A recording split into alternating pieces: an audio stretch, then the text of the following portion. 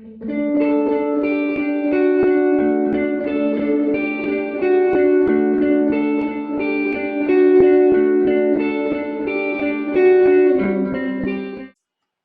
going to pass over to Jo without any further ado, who has been a long-term member of the Transition Towns movement and is co-chair at Transition Town Crystal Palace, and he's going to be hosting the session today. So Jo, over to you. I was just muted for a second there, and I was just sort of laughing beforehand and said, could we do the whole presentation on mute? That would be quite interesting in this world that we live in. It's really lovely to be here, and thanks to the Transition Network for inviting me to be part of this. I have a script, but I realized that sometimes it's better just to speak directly as well. I think what we're looking at today is building livelihoods within the transition movement, and we're going to do that in a kind of storytelling way, which hopefully that doesn't sound too woolly to you, because I don't want it to be woolly. I think what you're going to get is pretty crunchy and pretty real, and it's from different perspectives, 3 very different perspectives, which I think is quite exciting. So the question that the kind of introductory question that we've asked ourselves, let me just kind of like refer to that just as a kind of like, you know, where does livelihoods live within these stories that we tell as localized community projects, and as people trying to make change and trying to make environmental change in things like the transition movement and things like it. What has been our stories towards that? Where have the challenges been? Where have the successes been? And the way we're going to approach this is kind of like in a way through 3 labs. Like each one of our 3 experiences are from 3 very different kind of processes, and we're just going to share that, and hopefully there'll be things that will come up as we go along. You're going to hear first from me, and I'm going to talk mainly about my experiences in Crystal Palace, Transition Town. Then you're going to hear from Jane at Blue Patch, and a really interesting platform and project that she's got there, and I'll let her explain that in detail. And you're also going to hear from Rhiannon, who's going to explore a number of things, but specifically looking at the co-op movement. And my focus is going to be from a transition town over 10 years as a lab, if you like, and what does it do? Is there anything else I need to say before I start, Rhiannon? Do you feel like I've covered everything? I'm going to be quite transparent about. You're all good, Jo. Okay.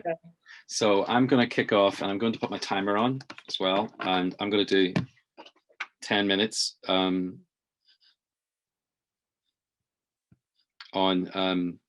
Sorry, I should have done this in advance. I'm going to do 10 minutes or just under storytelling about what happened in Crystal Palace Transition Town, around our journey as an organization, but also as where it comes to livelihoods.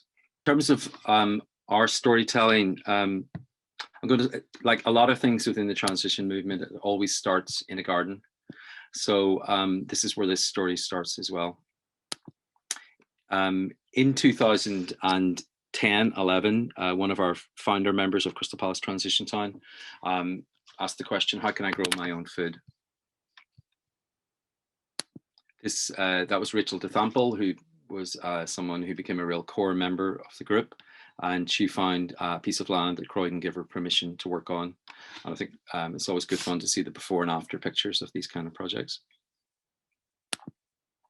This was the after the project. After a lot of hard work and toil, we went from this to this.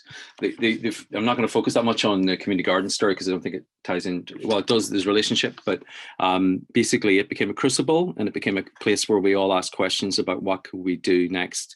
How could we scale up? How could we have impact as a transition town? One of those questions was at our 2012 AGM, which was our first kind of public-ish meeting. I asked the question, how can we source our food locally? Someone called Karen asked, why don't we have a food market? So some of our comeback already, we were already a little bit jaded because we were in 1 year and we had lots of questions and lots of ideas. So one of our catchphrases have become, well, that's a lovely idea. What would you like to do about it? And this idea that we had already developed the idea of a do-ocracy. rather than shouldiism. It wasn't about telling people what to do. But Karen took up the mantle with Laura and Rachel DeThample and several other people, including myself.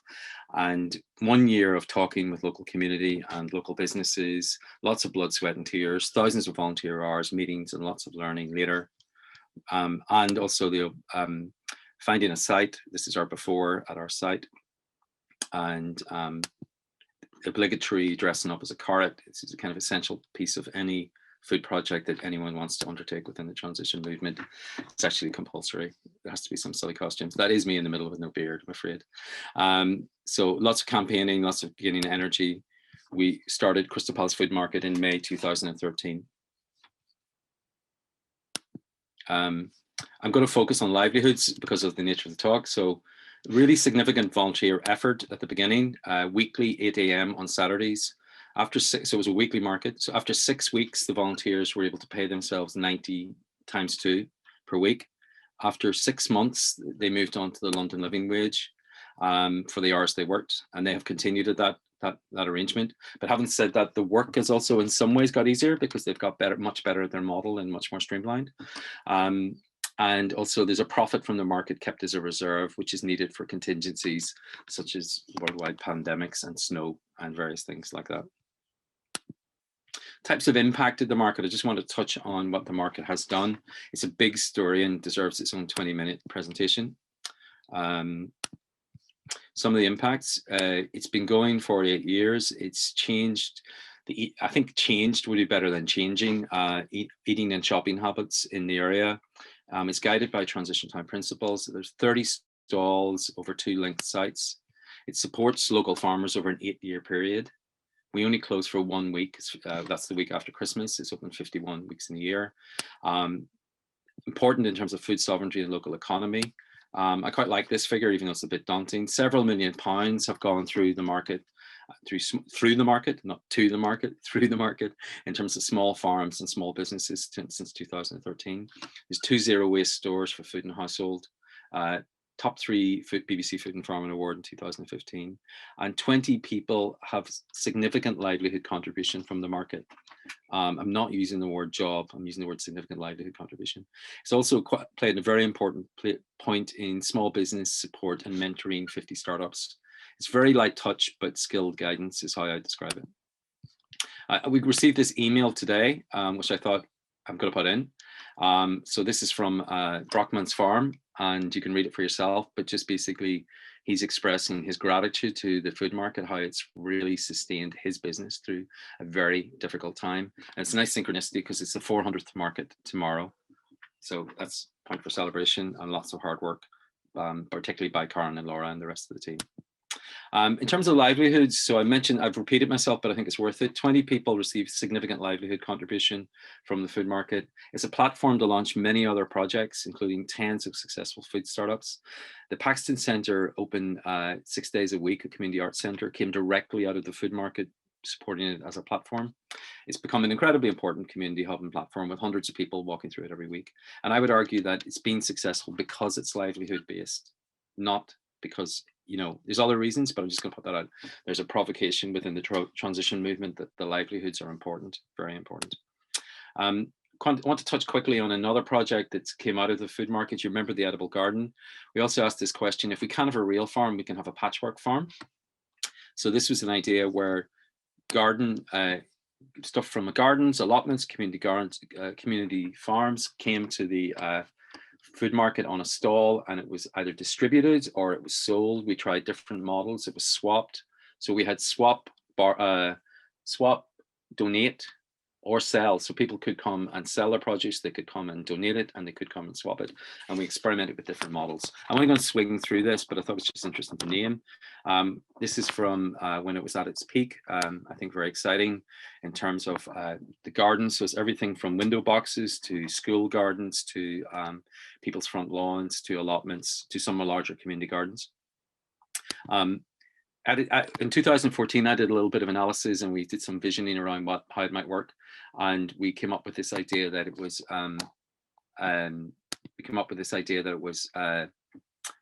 so basically, sorry, the flow of, if the arrow is the food comes from the gardens. It's collected by Friday farmers, and sometimes it's directly given to the market stall.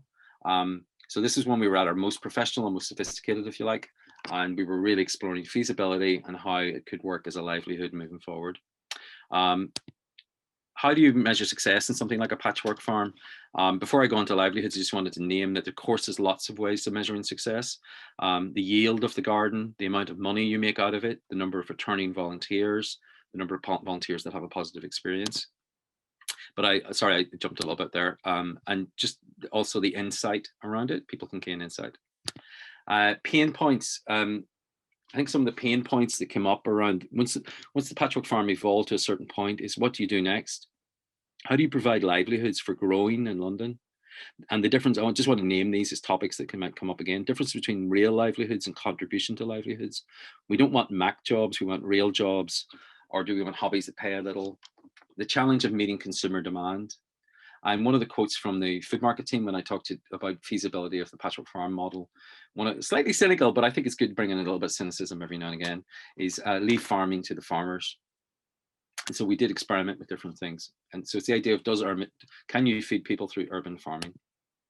I just wanted to name a couple of other, actually, just before I go to the next slide, I just wanted to, my second last slide, just want to go to the idea of, you hit these ceilings when you do things with volunteers and you do things at small scale, and then you want to scale up, you hit some ceilings. And that's one of the things I wanted to name. So we call it pain points as a way of naming that. I wanted to name some other pain points we've hit within our organization and how we solved some of them. We had a Palace Power, which was a community energy project, lots of hard work, lots of really good work. But one of the questions, just to throw out a question, how do we handle 20K of other people's money if we're not committing to a treasurer or an accountant? Crystal Palace Library of Things is another project that we've worked on a lot. And one of the questions came up there around how professionalization and scale. No one wants a rusty saw. We can either do this as volunteers or we can bring in a skilled startup who've already got 2 years experience. And so we went for the latter offer, and we ended up with a really successful project, which has got 2 part-time jobs per site. And it's a scalable model now, looking upwards at 10 sites in London, with Morden launching next week. So I want to leave you with a couple of questions. Sorry, I whizzed through this because my timer stopped on me and I have no idea if that was right or not. Some questions. If it's not creating real jobs in transition, how inclusive is it? And if it doesn't have livelihoods attached, how does it survive? And what models are out there to help us do that? And when we look back at 10 years of the transition town of Crystal Palace, there are other projects that have survived without livelihoods attached, but some of the most significant and the most impactful ones all have livelihoods attached. So that was kind of, I have no idea how long that took, but better stop. So I'm going to stop there and just leave those questions hanging a little bit, because I think that's part of what I would like to look at today. And I'm now going to pass on to Jane. So I'm going to stop sharing my screen, and I'm going to say, I think there's, like, myself, Jane, and Rhiannon had some really interesting discussion around how all these models work. And I came up with the metaphor of something around passing the baton or passing the rugby ball or something around. So this is as far as you can get with the transition type stuff, in a way, to be simplistic about it. And then what happens when you pass on to different models, some of which we have explored in Transition Town as well and within the Transition Network.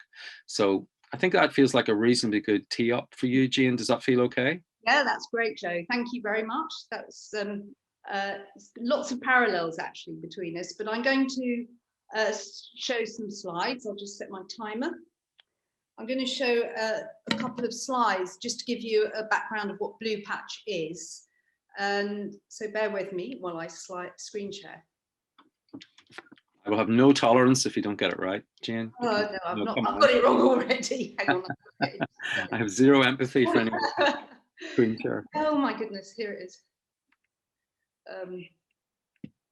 Sorry. You're okay. Sorry, I didn't mean to put you off. It's quite tricky, screen share. So it's going to take me a while to get into the presentation. I found it, thankfully. So maybe, yeah. How yeah, got it. Nice one. Present. Here we are. Can you see it? Not yet. I think you might have got the presentation up, but then you need to hit the green share screen button on your Zoom. Hang on. I've got to do that first, obviously. Screen share, yeah. Yeah, okay, got it. There's a couple of steps. Yeah. Perfect. You're there, great. And then just make there. the presentation big. Here we are. Here we are, finally. Are we all right, Rhiannon? Yeah, you're good to go, Jane. Fantastic. Okay, so Blue Patch is a social enterprise, and we're a directory for sustainable and ethical businesses in the UK and Ireland. It launched in 2014, but last month we launched a brand new platform, and you know, it's one of those things people do through lockdown. We built a new website, and you can see a screen grab of the homepage now. But I'm going to take you back 11 years in 10 minutes. So fasten your seatbelts, here we go. This first, and I know it would be in everyone's mind because we're a tech company, is how do we make our money? So I'm just going to give you a very quick run round of this model, and Rich can share this with everyone later. So the businesses, the sustainable small businesses, pay a membership fee to be on our platform. It's 195 or 120 pounds a year. Those fees support the platform. Our platform creates visibility for members. We amplify the members' businesses, so driving customers to small sustainable businesses. That brings more income to us.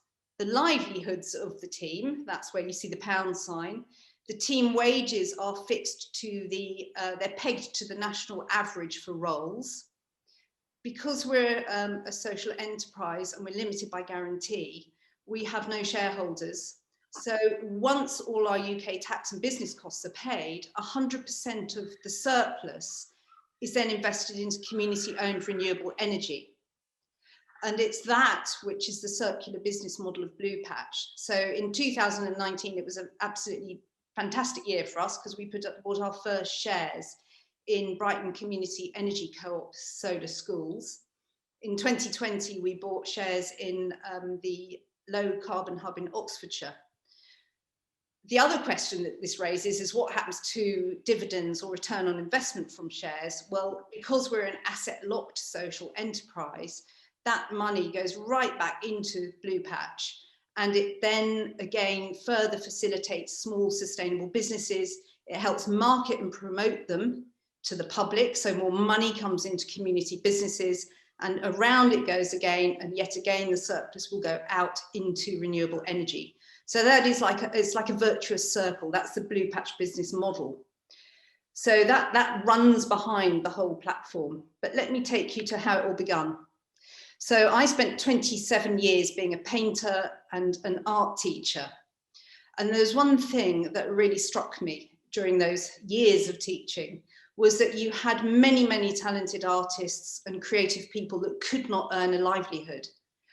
And then I would go to people's houses and see empty walls, you know, a couple of IKEA prints, but there was no art on the walls. And to me, there was a very obvious mismatch between, you know, talented, imaginative makers and doers and being able to create a living. Okay, you can get in a very top gallery and have a livelihood, but most artists are just, you know, running around, you know, teaching like I was and doing many other jobs to keep going.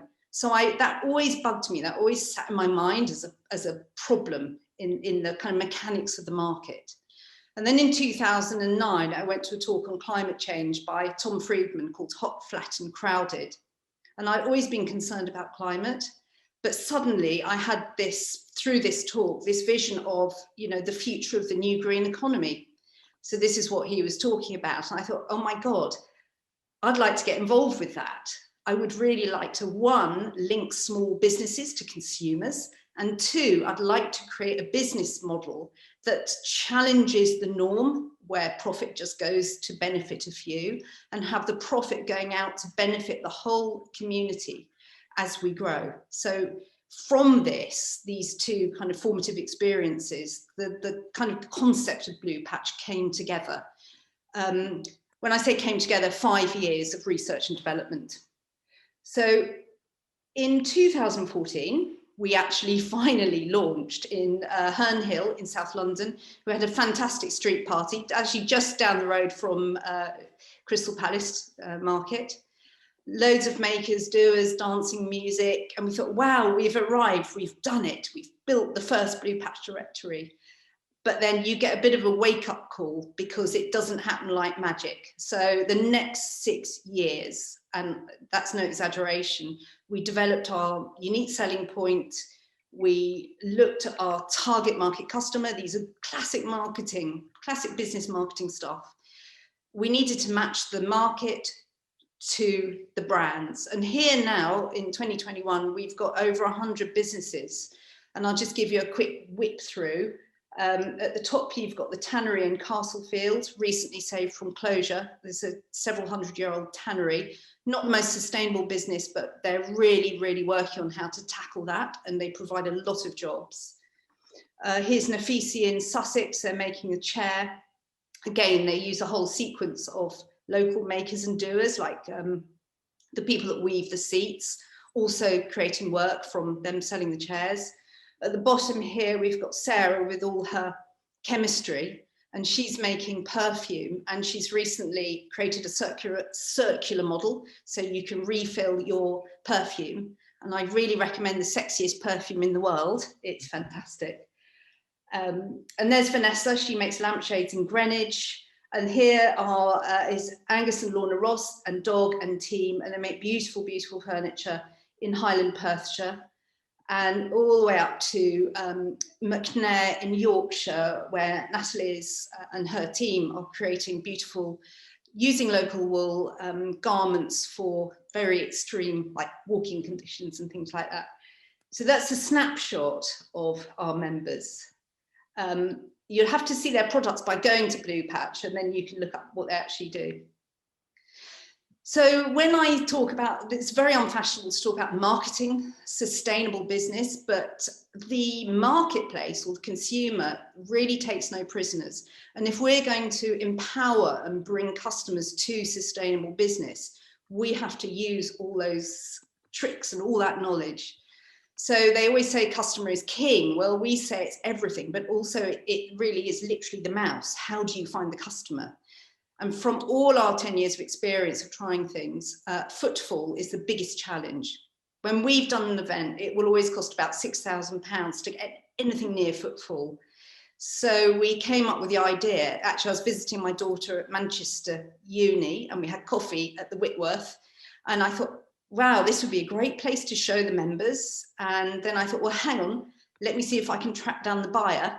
Had a cup of coffee with the buyer. A few weeks later, we'd landed a free shop within the museum, and we showcased 50 of our members there. So you have to be, as a small social business without huge investment, you have to think fast, and you've really got to be opportunistic, and you've got to play the market. That's my job. My job is to try and get customers to these businesses. So that was great because it started to network us into a system. And of course, COVID has thrown a spanner in the works. But from doing the Whitworth, we then managed to connect with the art gallery, the museum in Manchester, and I'm working with Charles there, who's the corporate manager for opportunities and commercialisation. So we've got an online shop running with the museum now. We've got about 30 members in that shop, and it's fantastic because the commission on the sales, again, goes to the museum to support culture, which is free for everybody in the community. And then the rest of the commission obviously goes to the members to support their businesses. It's their livelihood. And that's what our job is to try and link our businesses to a way to generate livelihood for their regional businesses. That's my 10-minute call. One tiny thing is, just talking about being opportunistic. Joe, give me a minute. This is quite a funny story. So I've got my freedom pass. That's how long it's taken me to get to where we are now. And I was waiting to save my train fare at Charing Cross Station, and it was Meet the Manager Day. And so I went to talk to this bloke with a tea urn in the middle of the platform and said, could I talk to you about my businesses? And I pitched Blue Patch to him, and he looked rather bemused. 3 weeks later, I had £100,000 worth of real estate space within this prime station with a footfall of 54 million per year for the members. And that was sheer opportunistic, what the hell, I'll try it. he was the chief executive of Network Rail, and I had no idea, and I got straight to him and pitched. So all I can say is, when it comes to livelihoods, it's really tough, the market. So, you know, you've got to fight for it. It's not going to come to you. Thank you. Thank you, Jane, so much. And it's great. I think we, the thing that it brings up, I think, which the interesting tensions, I think, that it brings up around, we've now used the M word, marketing, we've used the C word, commercial, and we've used the B word, business. And I think it's how do they all sit within this? And perhaps they sit very comfortably. Perhaps I know I'm in those tensions and interesting narratives as well. But I think that perhaps some of this will come up in our Q&A and our further discussion. I'd like to now hand over to Rhiannon, who I think it's going to come from quite a different angle and quite a different direction. And I think is it okay if I leave you to say how you're going to frame this, Rhiannon? Sure, Joe. Yeah. Great. Thank you, Jane, yeah, for a really interesting presentation. And I think there's lots of different approaches to all of this. I'm going to start my timer. So my story begins in 2012, when I had just graduated from university into what I would say was still a post-crash economic system. And I thought I had done everything that I needed to do to get a good job after university. I had done lots of volunteering, I had done some work experience, you know, been on various groups and societies at university, really thought I'd checked all the boxes on my CV and, you know, got a first, I should be fine going and getting a job out of university. Entered the job market, and that was not the case. No one had prepared me for what the reality was. Lots and lots of overeducated, overqualified, young, I'm focusing on young people because I was young, but I'm sure people of every age, competing against each other for jobs they were overqualified for, or very often at this time for unpaid internships. So I thought, okay, I'm going to have to do one of these unpaid internships, and I'll come back to the limitations, you know, of accessibility around the unpaid element of them. And I was applying for unpaid internships, had moved back to my parents, was doing a waitressing job, thinking, what did I get this degree for? I'm in exactly the same situation I was before I went to university. And I was actually in an interview for an unpaid internship in London. And it was just one of these really important light bulb moments, because ironically, it was for a youth empowerment organisation. And what they, you know, I got to the end of the interview and they said, oh, well, do you have any questions for us? And I said, yeah, I'm actually really interested to find out how many people, young people, applied for this unpaid internship. And when they told me that it was 150, I was completely shocked. And I thought, hang on a second, there's 150 young people applying for an unpaid internship, a youth empowerment organisation. Why are we all competing against each other for unpaid work? We need to start cooperating, we need to start working together, and we need to build this different kind of economy now, because it is not working for us in any shape or form. So I had this idea that we needed to start cooperating and collaborating and stop competing, but I didn't know anything about business or business models and how we would actually do that.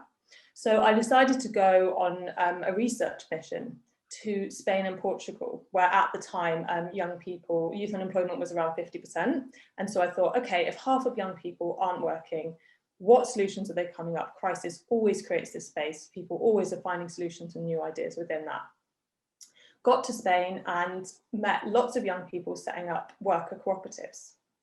And I was really inspired by the worker co-ops they were setting up in all different areas, creative sectors, food growing, building, architecture, all sorts of different things. People were coming together and creating this different form of livelihood. And whilst I was here, I was told, whilst I was in Spain, I was told that the cooperative model was actually began in the UK. And I'd never learned about it. I'd done international development and politics. I'd never learned about the cooperative model. And I was completely inspired by it.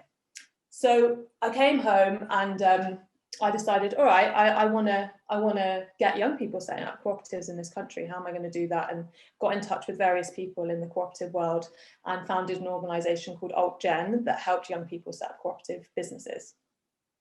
Now, I want to talk specifically about why co-ops are so important to me and why I think they're different and, in my opinion, better than other forms of social enterprise.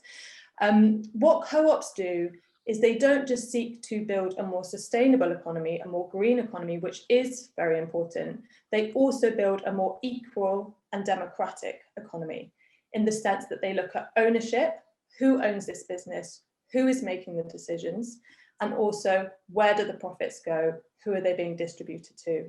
I personally am not interested in big sustainable businesses that continue to make a few people very rich, or where you have workers who are very disempowered and don't have a say over their livelihood. Co-ops, for me, deal with that challenge, and they bring democracy, equality, and sustainability into the economy. So that's why they felt really important for me. And so through collaborating with Cooperatives UK, which is the organisation that supports cooperatives in UK, I got some funding to help get 5 new youth-led co-ops set up. And we put out this call out. We did lots of work inspiring people, engaging people, going to universities, talking about this different option. We got loads of applications for our funding. And in the end, we set up these 5 really great youth co-ops. One called Founders and Coders, which was a tech co-op, basically teaching and educating people to do coding and then supporting them to go and set up their own web development businesses. A ceramic studio, we helped set up Chapel Street Studios, which was a collective of freelancers, creative freelancers coming together and having a space and supporting each other collectively in their work. Blake House, which is a filmmaking co-op. So in these lots of different industries, quite a focus in the creative sector, I would say as well. And there was this really important thing there as well to challenge the narrative of individual entrepreneurship, individualism, because setting up a business is really challenging. And our narrative in AltGen was collaborate, cooperate, have support. You know, we want freedom, but we want security, and we want this support, and we want that collective feeling in our work as well. And that's why, again, co-ops felt really important to me. So I was running AltGen for 4 years, and in terms of my own livelihood creation, it only towards the end was I actually able to pay myself enough to live in London and survive. And during that time, whilst I was running this organisation and also supporting new co-ops to get set up, I was a lot of the time working 2 other freelance jobs in order to pay my rent and live in such an expensive city. And in the end, that led to me to get very extreme burnout. And this is where for me, the limits of co-ops come in. One of the limitations of co-ops and social enterprise is that I think in many instances you have to be in a certain position of privilege to be able to take the risk to set up a business in the first place. And so we saw our demographic was very white, middle class. No way could I have done what I did if I didn't know I had my parents' place to go back to, there was some money to fall back on. So that, as I was reflecting on the limitations and who we were being relevant to, not being accessible to people from lower income backgrounds, people of colour, etc., that was a really important thing to consider. And the other thing was the toll on people's well-being that setting up these projects can take. In my case, was very exhausted, was very burnt out, couldn't work for 2 years, still have chronic fatigue as an illness, and that's affected my ability to work and create a livelihood into the future. So I still love co-ops and I'm an absolute fan of them, but I think it made me take a step back and think about the pressure that it can take, the challenges that come with setting up a business, and also to look maybe at more radical collective solutions to livelihood creation. So I'm now a big fan of universal basic income and this idea that the state should provide from our collective wealth a basic income for everyone to meet their minimum needs. I'm very pro a shorter working week, 3 or 4 day working week, which you can do without a reduction in worker productivity. And I think those safety nets, especially UBI, would allow us to be in a position when many more people from different backgrounds can set up their own businesses and creative enterprises and do that without the stress of not being able to meet their basic needs. And 2, I think we could then run those businesses in a much kind of healthier way, where you're not working 2 other jobs alongside your project to get the thing that you're passionate about started. And I think that's really important in this moment. Now we're going to be in a new economic crisis, continuing economic crisis, because that's what happens in capitalism. But with the pandemic, we're going to be in a deeper crisis, and it's thinking, how can we support young people to feel inspired and empowered? How can we support them to set up these projects collectively and in a way that's good for their well-being? How can we make livelihood creation accessible for people? And also, I think one of the biggest things I learned on my journey was young people and people in general want to do what they're passionate about and want to give something back to the world. And we just need to find ways to make that easier for people to do that, to go into those different alternative and sustainable careers. So I'm actually 40 seconds left, but I think that's everything I've got to say. I will go talk a little bit later about some kind of ecosystems that can support the creation of co-ops and community business. Some really interesting models in Preston and in Oxford, looking at building those economies collectively together. But I think we'll come back to that in the questions for now. Joe. Yeah, wow, thank you so much. Wow, there's a lot in here, isn't there? I really feel like there's a lot of rich content that's coming through these three narratives, and I really thank all, the other two speakers, and I think I've tried to do it myself, to being a bit warts and all about it. We were talking in the planning of this that thought it was important not to come out with really idealistic messaging, like, I'm not interested, probably like some of the other people here, after 10 years, you can smell the BS anyway, and we want to know what's real and what works and what's out there that's tangible, and don't want to invest in things that are going to take another 4 or 5 years of our lives if we don't get a sense of what that model's like. And I thought from both of you, there was a really telling sense of personal investment in your storylines, which I thought was really powerful. And someone just affirming that in the chat, warts and all is what we need to know. I think that's really true. I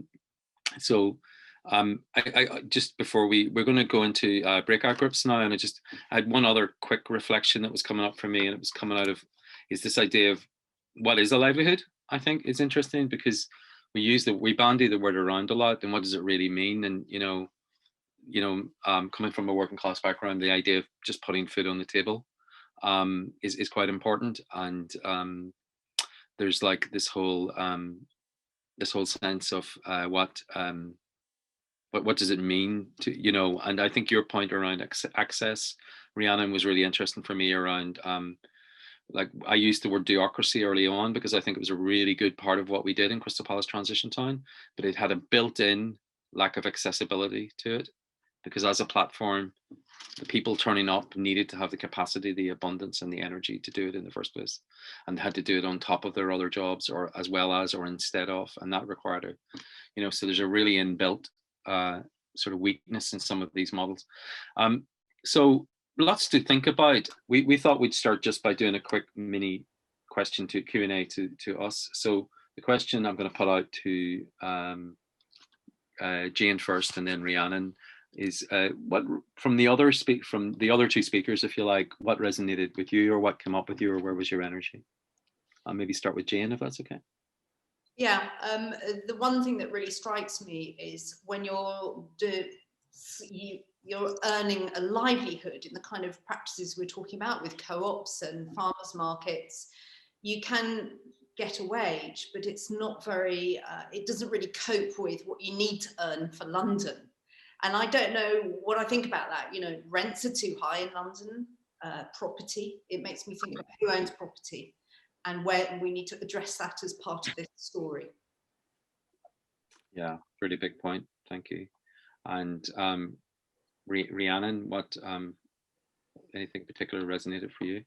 Yeah, I think from your talk, I was really reflecting on how you create those ecosystems of local economies, and how, there's lots of really interesting kind of larger cooperation models. We heard one in our Blizzard of Stories on Wednesday evening of kind of all these co-ops and community businesses supporting each other in this kind of network. And so how do we start to do that in our local areas? And I think you really, one of the ways you were doing that was through the market. It creates this kind of ecosystem. So I think that's a really wonderful point from your talk. And then from Jane's, I think it's really fascinating, this idea of, what we're all, I think, talking about here is how we redistribute profit so that it's not going to a small number of people, and that so it's going back to the majority and the people who are creating that wealth. And that can happen in many different ways, and the cooperative model is one way, community ownership is another way, and then Jane, you're bringing in this really interesting idea of actually reinvesting profits in community energy projects. And so that's I think where there's this very interesting exploration. Where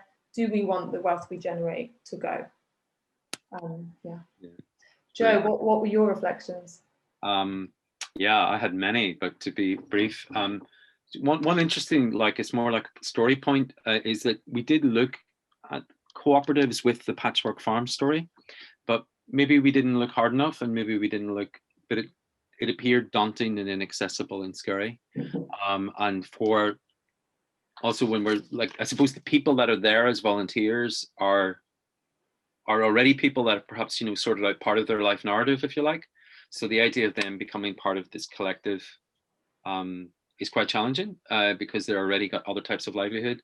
So the work required to create a cooperative in that instance would have been involving people who are already doing ordinary work to create ordinary livelihoods. So there's a sort of interesting, like, where's the gateway points for cooperatives is an interesting one, when, you know, in terms of like where my journey ends, if you like, with the patchwork farm, and the cooperative journey begins.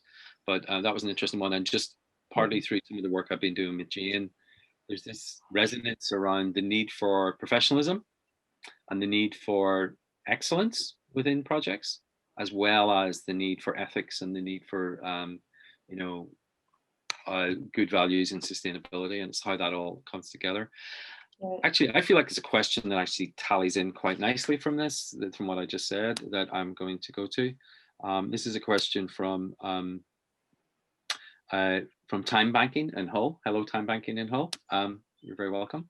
And the question, which I'll put to you both, because I think it's a slightly general question, but I think it allows a bit of reflection. Like maybe answer it in the context of your own work. I'll have a go as well. Maybe, how do you maintain the purity and integrity of your project when dealing with a consumer market? Would you like to have a go first, Jane? Well, from our point of view, that's really, really easy, because we select the businesses that we want to have on the platform, and then it's really up to, we go to the consumer. The consumer is free to buy or not to buy directly from the businesses. They make that decision. So we're not doing anything unethical to get to the consumer, and nor are our businesses. Have I misunderstood the question though? No, it's actually, I think it's a similar answer, you know, that the leads on the food market might give. Just to kind of jump in before we go to Rhiannon, is that they say they're guided by their principles. So if a stall comes to the food market, it has to hit certain criteria. And if it hits certain criteria, then they support it. And if it really doesn't hit those criteria, then they don't support it. So that's their kind of shorthand way of saying they're guided by their principles, which is a little bit similar to your answer, I think. And of course, what those principles are and how much give there is in those principles but I think they're quite high standard principles. Rhiannon, how would you respond to that question? Yeah, I mean, so one of the things I love about the cooperative model is that it has 7 principles that help you make judgments around ethics, I guess. So a lot are about care for the community and sustainability, and around profit redistribution. So I think there's something in the cooperative model that kind of helps you have guidance. These principles seem to be really helpful and interesting in whatever form and shape they come. I think there's a different question about when we live in a capitalist economy, which we do, and I'm anti-capitalist, I'm trying to build a different kind of economy based on different kind of principles, a solidarity economy about sharing and meeting our needs and not living beyond our means. When you need to make money and you're in that situation, there's things that come your way where you have to make strong ethical decisions. And that's really challenging. And we, as AltGen, we wanted to keep doing this work supporting young people, but young people couldn't pay us. And so we had to start working with bigger cooperatives like the cooperative supermarket.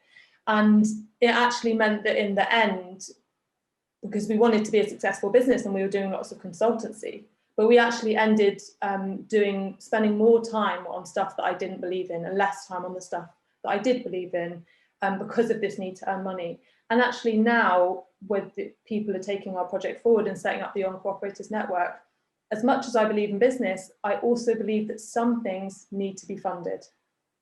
And in this instance, helping young co-ops get started was something that needed to, wasn't going to generate income. So I think there's an interesting tension there around funding, you know, this links into UBI and stuff. But you can become compromised when your livelihood depends on a business as well in terms of your ethics. It can be hard to stay ethical. Absolutely, yeah. It seems like an important point. Is there anything, Jane, that you wanted to say on that kind of based on what Rhiannon said? I think I think these principles are really important. So we have criteria for businesses joining Blue Patch. But I have to say, in my 10 years of working with sustainable business, it's a really broad church. So you can have one business that's got rid of, you know, zero waste packaging, zero to landfill and all the rest of it. You've got another business that's maintaining conservation woodland. So there are all sorts of different ways that businesses contribute sustainably to the economy. But also there'll be, you know, there's a carbon footprint to every bit of trade.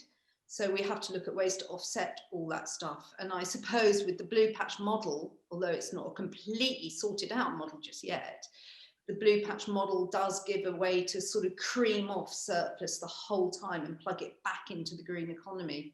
So that's different to a co-op. But I get your point, Rhiannon, about needing seed funding. I mean, I had consultancy fee in which I used working for business in the community, and I used that to build the first website.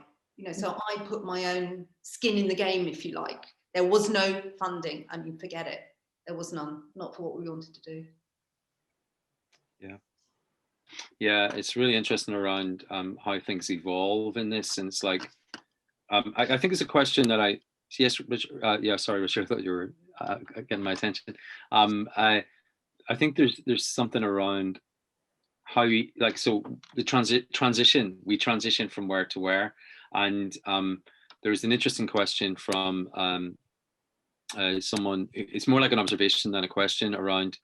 We discussed Julia and Letchworth from TT Letchworth. We discussed how much time is spent sorting out insurance risk and other things that you have to have in place, and I think that's part of that's what can happen in community projects when they get a bit complicated. And I feel like that's part of what happened with Crystal Palace Transition Town. If someone has I think of one example where someone wanted to start hiring bikes, and they wanted to do it completely voluntary. They thought it was going to be really light touch. They thought it was going to be something that they could just do on the side. But actually, when they started looking into it, things like liability and various things started coming up. And it's like there are some real challenges there around where do we shift from somebody doing something as a volunteer and something doing as a livelihood, and how much time does it take, and how easy can we make it for people? And yeah, can I add something on that, Joe? I think that's where the kind of idea of ecosystems of support is really, really useful. So a project where I was working before transition, which is called Community Action Groups Oxfordshire, and they have this organisation that supports all those community groups with their registering and some of their back end and, you know, some of the legal, logistical. Someone said in the comments there, the amount of time that stuff takes. If you're setting up that business, having bigger networks or organisations that can support that, I think can be really helpful. And it's the same in we were helping freelancers co-ops get set up through OutGen as well. And that was the idea that lots of creatives want to do their own work, but they don't have a lot of those skills in the kind of admin, finance, legal, whatever. So you join this co-op and you pay a membership fee, and that gets sorted for you by someone that's good at that job, you know, and that the memberships pay people to do that. So I think there's a really interesting point there about coming together to meet those kind of, you know, those really frustrating, challenging parts of a project that not everyone necessarily wants to do. And I'm just wanting to pick up one more thing from the chat there. Quite a few people have been mentioning this idea of poly incomes, and that, you know, there's different solutions at different levels, and there's kind of what can we do personally to change our work, and then what's the bigger systemic level of UBI and these bigger changes in society that need to come through. So kind of understanding that there's different places where change comes from, and we're not really saying it's one or the other. You know, there's many different things, and there's many different actors responsible for creating that change. So just to put that in there, that it's lots of things can be happening simultaneously. Yeah, there's a theme emerging in the chat. Just to say that what's happening is we're collating the chat into themes a little bit, so I'm processing some of what's happening there, and also just kind of like, I was told not to say this yet, but I'm going to say it, that the conversation will continue after this, and there'll be links given, so we know we can't cover everything, but I think there could be some really healthy conversations could start, today in this process that can continue on the platforms, which will be shared in a bit. So there's about three kind of different, at least three people saying what support is out there. We couldn't have started a co-op without Cooperatives UK, says Catherine Parish. Request for more help from Transition UK on logistical items like accounts and websites. And then the one that I referred to already from Letchworth. Just to kind of, if it's okay, sorry, Jane, I'll bring you in a second, but I just want to ask a direct question to Rhiannon.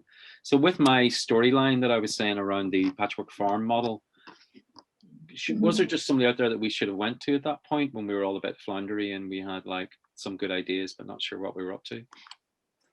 I don't know if there is specifically some. I think the places that I know that offer that support are based in specific places where people have created that ecosystem. So I guess if you don't have that ecosystem there already, it's a challenge to create it. I guess there's lottery funding, and there's big and national organisations such as Cooperatives UK that will support co-ops, locality that might support more community-focused businesses. So I think there are kind of national organisations, but also something like CAG actually is funded by the county council. And is all about reducing waste and creating a green economy in Oxfordshire. And they built that partnership, and they have that funding there to give that support. So there's something actually about the support for community businesses, the mentoring, the advice, and even startup funding that I think does actually need to come from a place of funding, in my experience, because if you're all new and struggling to create a livelihood, you can't be providing that collective support at the same time. So finding ways collaboratively to do that and to make that happen in your area. And I think a few people have been putting points in the chat about rural areas, and I'm actually in Devon, not in London anymore. So we are not all based in London, I promise you. And I think there were some really interesting stories and examples that came up in Summit opening on Wednesday, where people were really looking at how they developed their local economies. And I know that's happened here in Totnes with the Re-Economy Centre, and really finding your starting point, whether that's a co-working space or a market as in Joe's place, and then building those relationships and those networks and thinking how you can, trade with each other, support each other, have that hub point and keep helping each other develop and grow. That's when you see a different economy emerging, when the businesses are connected in the local area and they're doing things differently together. Wow, yeah, really good. There's so much richness in I have to be honest, there's so much richness in the livelihood questions. I'm just taking a little bit of time to choose what's not been covered.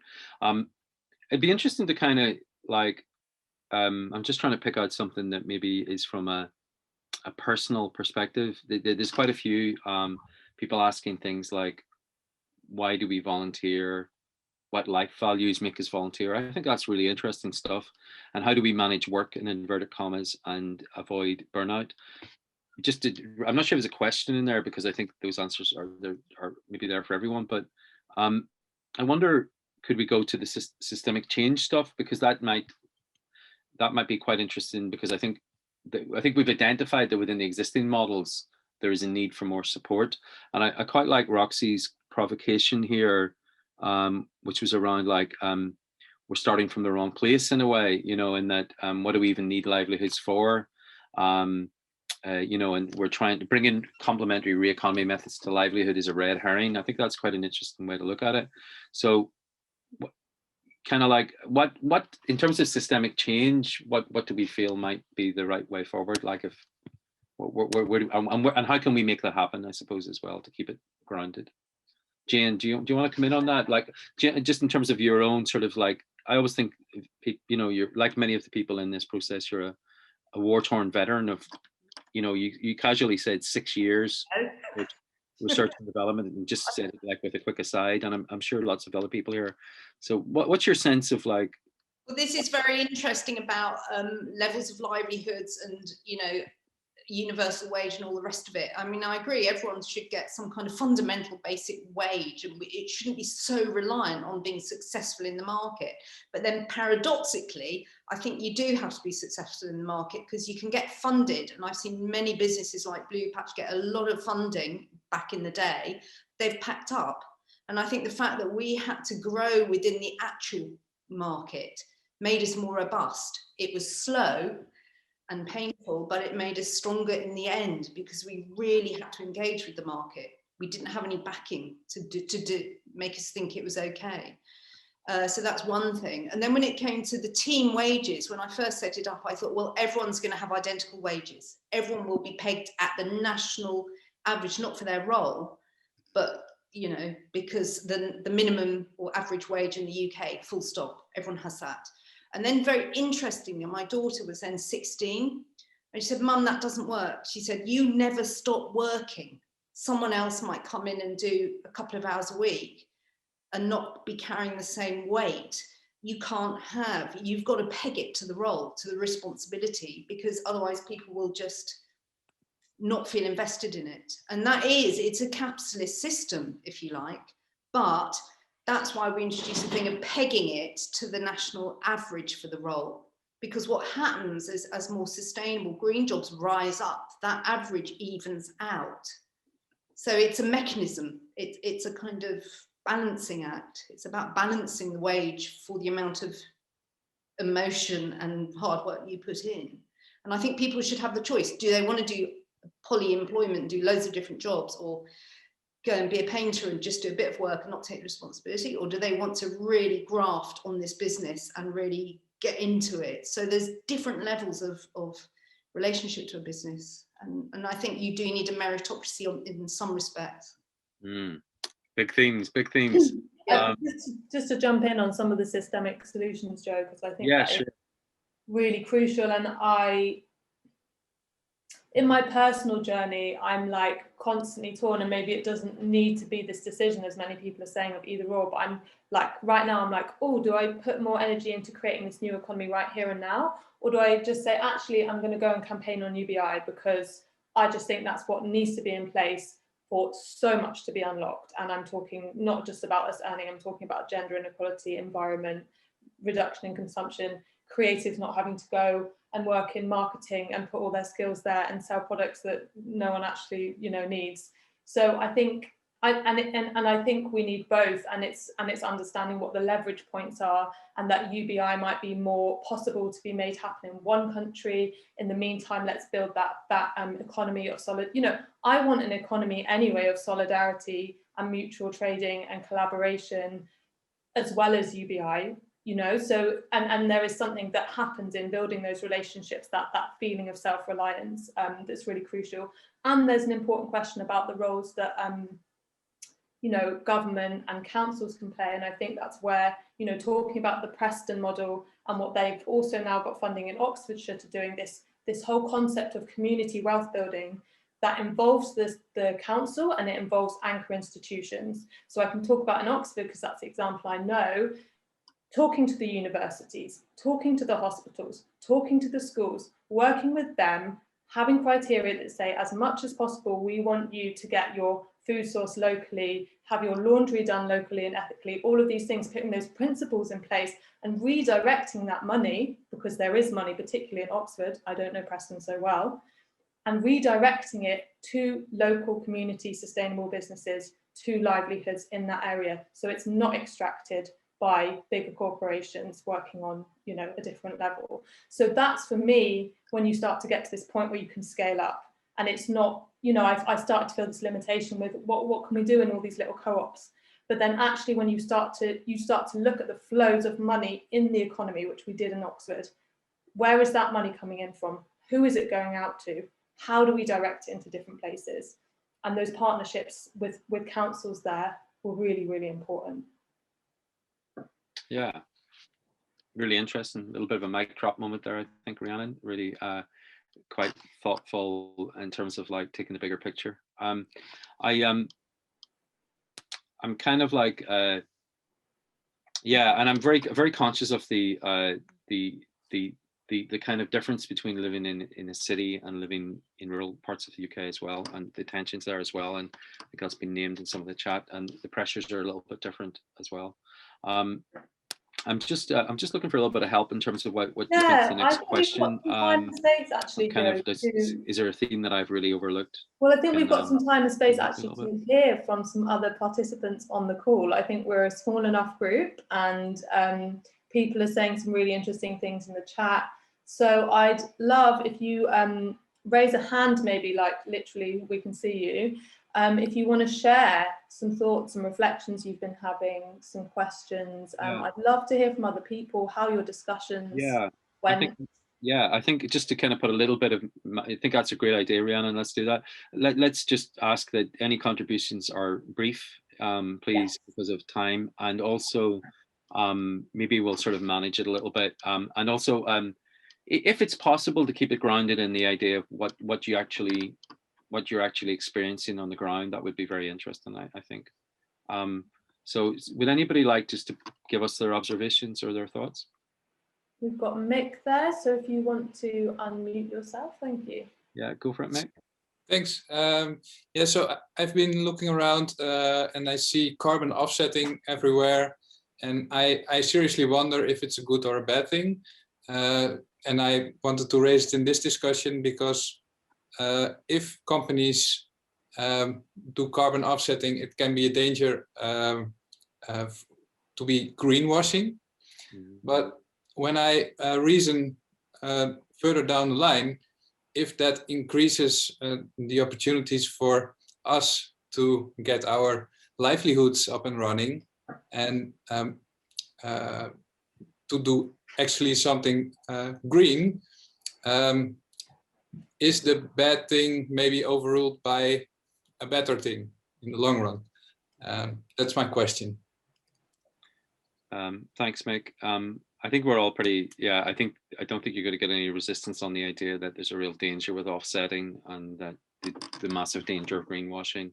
I don't think that's really up for, I think we will all agree on that. I think the interesting thing, Mick, that you bring up that I wouldn't mind naming was around, it's coming up a little bit around the, where is the lever that allows people to engage with this economy? And is that lever, is that platform just too high for quite a lot of people? And that's something that we've talked about. And then do we need intervention, financial intervention, whether it's from funding or from commerce or from somewhere else to create some of that lever that allows people in? I think that's also part of what your point was as well. Maybe we'll just go to somebody else, Mick, if that's, is it okay if we just go to somebody else, Jane and Rhiannon? Yeah, I mean, I think, as you say, Joe, I think generally we're against greenwashing as a thing. And I think also just a point there is that there are really different types of carbon offsetting schemes, and some are like, I know of some good ones that are genuinely biodiverse and community led. And again, there's a lot of like difference, it's about the type and if it's monoculture, and so just to say, I think there is diversity there, but generally to be avoided. And I think Jane wants to add something. Quick thing about offset, because we've got net zero, lots of companies, big companies now mandated to cut their carbon emissions. It's called science-based targets, and offsetting will not count towards their science-based targets. They have to actually address their supply chains. And this is going to be, not ready to really talk about this yet because it's at its early stage, but there is going to be much more focus on bringing small and medium-sized sustainable businesses and circular businesses through supply chains and procurement. So this is really in its infancy, but local authorities are working on this. We're working with London Waste and Recycling Board on just this principle, small and medium-sized businesses getting the procurement contracts to bring sustainable small business right into the heart of the economy. Great. Yeah, thank you, Jane. I think that's really, really important. Great, we've got Catherine Parish, and then we'll go to Roxy. So Catherine, if you'd unmute, we'd love to hear from you. Hi there, I would like to just point out how it's like starting a co-op is difficult, and we've done that at Whistlewood Common, and we've got so many members. but everything is volunteer led. We've created a couple of livelihoods for people running businesses on the site, but it's like how it's really scary to move from a position of having everything run with volunteers to paying people, and the commitment that then you have to make to those people and their livelihoods, and possibly even my livelihood, because I spend a lot of time volunteering there. And I just want to, I know there's some help out there from Cooperatives UK and stuff to jump there, but it's like you get to like a sort of level, and it's difficult to then leap over to actually recognizing people through paying them. That's not really a question, but no, it's on the ground. It's really interesting, Catherine. Do either of you want to comment on that? Well, Joe, I wonder if some of your experiences at Crystal Palace are interesting there, and then I can come in a bit about co-op support. Yeah. Groups too. Yeah, I mean, I think it's that interesting idea. Somebody used the word purity earlier on, like that there's something pure about really trying to do it on your own, like, you know, the pure transition time model, if you go back to sort of 2010, about really like let's feed ourselves, let's be as sustainable as possible. And, you know, in that model there isn't that much about funding and support elsewhere, but in reality I think we're all living on quite different playing fields. And you know, so if we sort of set up something that looks flat, but the people in it are already not flat, then the people who are up a bit are the ones that can walk in and sort of engage with it. So I mean, I'm slightly repeating myself, but I think that's part of, and even people who are in relatively professional, well-paid jobs, do they even have the capacity and the time for some of the engagement that's required? So like that, we've ended up with a little bit more of an agile model, where it's a bit more agile bureaucracy, proposal-based decision-making, but I think it has some exclusionary elements because it has to have. But that's all I'll say for now. Yeah, I think you raised a really interesting question, Catherine, and I think also, you know, you can hear from both my story and Jane's story that it took time to transition and to be in the point where you're able to pay yourself or a number of people fully. So I think there's one thing about if you're moving from volunteer to a co-op, it doesn't have to like be this big jump straight away. Like it might be that you can start to pay some people, and I think that probably happened with the farmers market as well. You know, you kind of slowly bring more and more livelihood generation in if you can. And I think these conversations, it's interesting, conversations about money are really difficult in our society and about our different situations. But I think, you know, as Mike's alluding to in the chat here as well, people are in different situations and different places, and people can contribute different things and need different things out. And so I think having that conversation, some person might be in a place where they can volunteer and they like that, and that's great, and others might not be. And so allowing for that diversity of experience and situations, I think, as you transition to a more, you know, livelihood generating model, is really important to explore. Just something on the support for co-ops. I spent a long time in the cooperative world and did get very frustrated, and that was part of why we set up AltGen, was because there is support from Cooperatives UK and this project called The Hive to get your co-op started once your business model is at quite a strong point, but there's not that support for that stage in between to get from there to that more developed point, and that's the support that we were trying to provide. But we needed to be funded by the cooperative movement to do that, and they weren't willing to keep funding that. Now there is an organisation coming in from the young co-ops that we helped started called the Young Cooperators Network, which is about supporting not just youth co-ops, but new co-ops. And yeah, they're hoping through collaboration with the Cooperative College, and they're working with Cooperatives UK again. So we're hoping to be able to start providing that support again, but it is a gap, and I think people are aware of it and trying to find solutions to it. Yeah. Just Joe, just to say, we've got Roxy and Jenny waiting on the question. Yeah, sure. I just wanted to really quickly say the thing around, something around for me around, I see a lot of energy within the transition movement around pushing away from money and pushing away from value in money. But actually, I'm going to say something quite converse there, that I actually think that can be really exclusionary, because you know, I think if we want to draw people in from different backgrounds, we really do need to think about that, because if people can't engage with this, because, you know, being paid is a way of engagement and being paid is a way of including. Sorry, just a little provocation that came up for me. So we'll go to, sorry, was it Julia first? Or was it? No, we've got Roxy and then we've got Jenny. Okay. Roxy, do you? Hiya. Yeah, I was just going to talk briefly about my experience in Devon and then question. So just talking about community readiness and for co-ops and social enterprises and community business. I noticed that there's some sort of places that are missing in that support. So we've got like social enterprise networks in Devon, like in Plymouth and Exeter and Torbay, and there's this huge gap in rural areas in North Devon and Teambridge where we don't have that sort of specified support. So it seems like there must be other places in the country that are missing those networks. I think having those supportive networks to offer advice for, you know, starting up and then as they're sort of developing, it's really important to have that local knowledge, because it's all very well having Co-ops UK and that you know, that are a great national resource, but having that local knowledge on the ground is crucial. So I think, yeah, more investment in that area.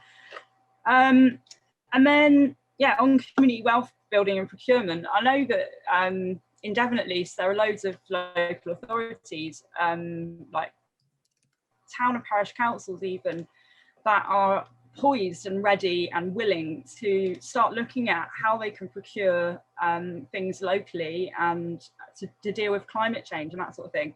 But there just isn't enough knowledge and resources to get to that stage of actually what it is that they need to procure, and where are those co-ops that we can procure from that that have climate friendly business models. So I think so I guess, so what was my question? My question is, yeah, how can we get to those? How can we get to that? How can we get more investment in those areas of work, supporting councils to procure locally, and investment in areas like rural areas where there's social enterprise networks that are missing? And how can we get the people to make that happen? Yeah, maybe I go to Jane first on that one. Do you want to have a go at that? Yeah, I think that's a very interesting question, but I'd say I never really differentiate between a large SME and a social enterprise and any other business. To me, it's just a business in a way. The models might be different, but they're still businesses and they employ people. So we're a national network now. We just launched into Ireland, and we've developed a business-to-business side of Blue Patch. And the reason we did that is to get businesses ready to apply for the procurement contracts. And on our B2B side, you can see the portals where any business can register for free. And you get it's amazing. You get an email saying this contract is up for you to apply for. So it's on the B2B side of Blue Patch. And we're just about to start working with people like the Crown Procurement Services and Southwark Council to try and get the procurements to the enterprises. But one thing that's really interesting is they're definitely looking for circular economy business. That's really high on the agenda for local authorities. So for instance, we've got Whitecroft Lighting, who employ 300 people up in Manchester. They're a big SME, but they spent 2 years creating a cradle to cradle light for hospitals, sports halls, schools. Hugely important, and that is ready for local authority contracts. When it comes to small co-ops, social enterprises getting those contracts, we need to do a lot of development work on how to split contracts between smaller players, and that work's got to happen. That's really important work. So, but you know, it is. We are a network, and we will have those facilities. Yeah, I think that's really great, Jane, and there's really different approaches, isn't there? There's, as you're saying, platforms may be provided by independent organisations such as yours, which is great. There's like almost just this directory that that councils or governments or places can look at, and then it also sounds like we've got a session later on in the week as well about working with your local council and building those relationships. I can see Lorna's put in the chat here in Scotland, there's been a participatory budgeting exercise focused on climate change, and you know, the Scottish Parliament is thinking about this. So I think, you know, that is coming from both angles, really, these kind of new approaches. It's building those relationships and also in some cases, and this happened in Cleveland, where there's an amazing ecosystem of cooperatives.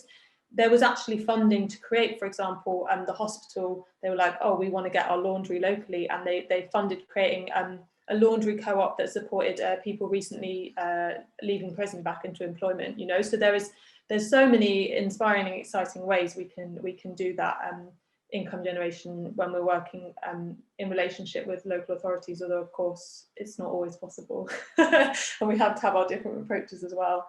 Okay, so I think we've got Jenny next, and then Julia will come to yours, and then I think we'll have to start wrapping up pretty soon after that. Jenny, there, yeah. Hi there, everyone. First of all, thanks, Jo, Jane, and Rhiannon for your honest reflections and stories. They were really good. I guess mine is less of a question, more of a kind of a reflection. I took what some might call a radical approach and moved countries from the UK to Colombia in order to be able to have a sustainable livelihood in something I wanted to do. So I run a circular economy social enterprise now that links up communities with hospitality businesses through like glass and food waste diversion. And Jane, what you were saying about you know, seed funding, we certainly couldn't have started without that, and without support from big businesses, so like local hotels and bars and also drinks companies. We couldn't have started without that kind of safety net, I guess. But what we've seen over a couple of years is that partnership element is absolutely crucial. And I'm seeing it in another project right now as well, where we're working with a hotel to link them with local suppliers so that they can buy ethically and locally. And it really resonates with what you said, Jo and Jane, is that change in relationship, that interest from a big business trying to work with smaller local suppliers, means that I'm seeing that the power is moving, and it's helping to give those local suppliers and makers the support that they need so that their livelihoods can be sustained. And really crucially, it's starting to move into there being a power partnership that can start to lobby those existing power systems and power structures. And I'm starting to see the light of that, which is fantastic. It's certainly not easy and it's not fast, but it is happening slowly. And I think that's one of the things to, you know, kind of reflect on, is the blood, sweat and tears that it takes to try and make some of these changes happen. Brilliant. Thanks, Jenny. And there was one more question. Yeah, I think we've got Julia from Transition Town, Letchworth is a guess, but I can only see LET. Yeah, it is Letchworth, yeah. Julia. Hi, thanks. Yeah, I suppose I wanted to comment that, you know, I think there's been comments about the difficulties of sort of going from having volunteers into employing people. And I think that's an area we've touched on a few times and then stepped back from as a transition group. And all sorts of things become complicated. I'm going to go back to the insurance point I made earlier. We've got a £200 grant to put a cargo trailer on to help with our sort of TerraCycle and various other volunteering. But actually, our biggest struggle is finding insurance now, you know, because we suddenly, you know, a lot of people would see us as an employer, even though we don't employ a single person. So life gets very complicated, and what seemed like a really simple idea of buying a cargo trailer for a bike has turned into an absolute nightmare as far as I'm concerned, you know, and I wish we'd never got the grant because it's just taken over my life, you know, for weeks. And so, you know, because I tend to shoulder a lot of that burden, and I, you know, we're never going to go for a grant again, as far as I'm concerned, for months on end for after that, but we'll get there. And we've got a huge amount of learning. So I'd like to share that back into the transition network. And I'd like nobody else have to spend the hours we've just spent even trying to find someone that will insure us without me turning into an employer, or not me personally, but the transition group. But one of the things I've also done recently in lockdown is volunteer to be a governor at a school. And that's interesting because you get this thing called Governor Hub. And through that hub, I can log on and get all sorts of help and advice. And as I've been sitting here and thinking about, as we're all struggling to want to turn things into livelihoods, but not really having the capacity, or perhaps, you know, have come from the background, because I've always worked for large companies where lots of things are done for me. So I know about risk assessments, you know, but putting the accounts together and stuff like that, it's all taken me into stuff that would have been done within the company. So intelligent as I hope I am, you know, in 17 years work experience, just trying to know all of that is just too much. But could we have some stuff where people could log on for half an hour of training and begin to build the skill sets up? And is that something the Transition Network can help with? You know, allow people to come in and build up training courses online and use this new online environment to actually help us take that step. Because otherwise you're just searching the web, there's so much there. And eventually I think you just get exhausted and think, I can't do this, you know, especially if you're not a big group.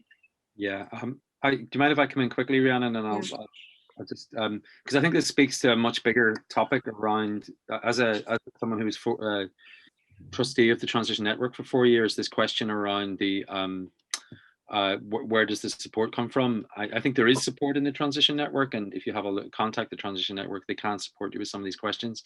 And I think there's another story emerging, which this whole summit is all about, is about what happens in the UK narrative around all this, and where can we get this support. That's my slightly more ethereal answer to the question rather than the more general answer. I'll just hand over to Rhiannon. Yeah, they're really important questions, Julia, and I'd come back with 2 points. One, this may not be directly helpful, but the next one will be. This is one of the great things about this project I've been referring to, Community Action Group Network in Oxfordshire, because one of the things they do for groups is they provide insurance for all of the groups, and it is a game changer for them as just volunteer groups trying to put on various different activities. Insurance is one of the key things that they provide, and that's been really, really important, as has kind of providing that place to share ideas and advice and have these groups to. So it's just one suggestion is about collectively getting together with other volunteer groups in your area and sourcing those things together, or having, you know, an organisation that can help you with that kind of stuff. I think from the transition perspective, as Mike says in the chat there, you know, one of the reasons we're using this Losing Control platform during the summit is to start to build relationships between people and create groups so that you can have chats, and it will be available to be used after the summit, so people can start to share ideas and help each other and have that peer-to-peer learning as well. And I think it's something the network could consider supporting with, should we get this bigger funding grant that we've gone for the next few years. So, you know, that's not confirmed, but that's just a few ideas in terms of where that support might be able to come from, thinking both from peers, you know, locally and nationally, and other organisations like Transition that might be able to support with funding in the future. So, Joe, we need to wrap up pretty soon. Yeah, I'm aware of that, Rhiannon. Yeah, thanks. Just wanted to say, just hand over maybe to you, Rhiannon, in a second to wind up, if that's okay. But I just wanted to give maybe the three of us like maybe 2 sentences just to kind of, you know, to say how. So first of all, this conversation obviously is just beginning rather than ending, and there will be links in the chat to where you can continue this conversation both in video and in chat form. And there's so much in here that I think it's bringing up lots of things around more questions than answers, definitely around support, around collective conversations, around what level of change we want, and so much in there. So I'm going to continue. I'm going to stay in the nudge chat afterwards, which will be shared, and I'll just give Jane and Rhiannon a chance to just say a few sentences about how they found it before Rhiannon maybe sums up in terms of the summit. Okay, well, 2 things really have come through very clearly to me, and actually to follow up on the last point about advice, I forgot to mention this, but we have the same issue with our members. They need advice, they need help with things, but the thing about the Blue Patch membership is that there are quite a lot of professionals in there. So we've got, you know, Nature Save Insurance are members, Triodos Bank are members, FX are members. So if you've got a question, you can put it out through our members hub, which is a private space, and we have a members newsletter, and those questions go straight out to the professionals that can advise on it. And because they're part of a community, the Blue Patch community, it's a trust-based community. So, you know, it's really, people are going to give honest and honourable opinions, otherwise they're out of the community basically. So it's very much about supporting each other with good advice, but this is a kind of more B2B level. The one thing that comes through very forcibly about talking about the future economy to me, and it comes back again and again, is no matter what we do, if we don't get retail rents to drop and more advantageous tax on retrofit and all the sort of things that need to happen in the green economy, we're stuck. It's got to be the infrastructure that changes to allow us to breathe as businesses back out into the high street and into the local economy. Thanks, Jane. And maybe I'll hand over to you, Rhiannon, to maybe a couple of sentences, and then you can do the kind of the other business, if that's all right. Sorry, you're muted, Rhiannon. Oh, I've managed to avoid that up until this point. It's going to happen at some point. Yeah, no, definitely. Thank you for everyone's questions and sharing there. And yeah, as you say, this is an ongoing conversation. I think some key themes are coming up for me, between this balance between creating these different new economies on the ground here, and then looking at universal basic income and those bigger changes that we need, and needing support from government and councils and other places to create bigger shifts. And this key theme of collective support and advice and peer-to-peer network seems to be really, really crucial as well, whether that's local or national, or, you know, through a specific organisation like James or Co-ops UK. So yeah, together we're stronger, as was our slogan in Alt Gen.